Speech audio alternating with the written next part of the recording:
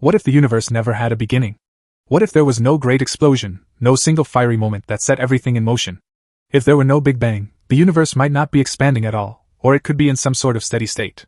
The steady state theory, once popular in the mid-20th century, suggested that new matter is continuously created as the universe expands, keeping it looking the same on the largest scales. In such a universe, galaxies would always drift apart, but empty spaces would never truly form, because new stars and galaxies would keep appearing to fill the gaps. Imagine a cosmic recycling system where nothing ever really begins or ends, only transforms. That idea is elegant, even poetic, though it eventually lost ground as more evidence favored the Big Bang. Still, without the Big Bang, something like the steady state might be the default way of imagining eternity. Another possibility is that the universe could be cyclic, endlessly bouncing between expansions and contractions.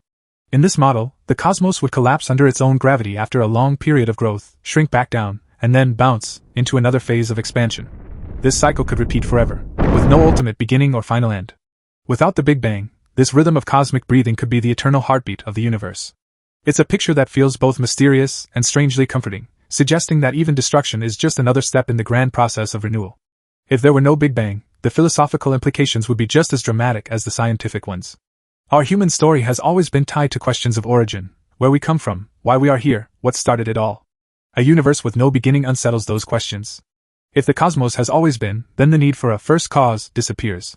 For some, this could make the universe feel even more mysterious, while for others it might feel liberating. It suggests that existence itself does not need a reason to begin, because it never began in the first place. Of course, removing the Big Bang also raises practical problems.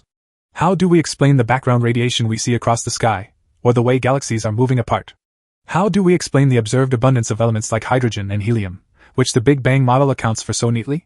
Without the Big Bang, scientists would need entirely new frameworks to make sense of these observations. Perhaps those frameworks could involve unknown laws of physics, or dimensions of reality we have not yet discovered. Maybe the universe is shaped by principles so foreign to us that our current models can only scratch the surface.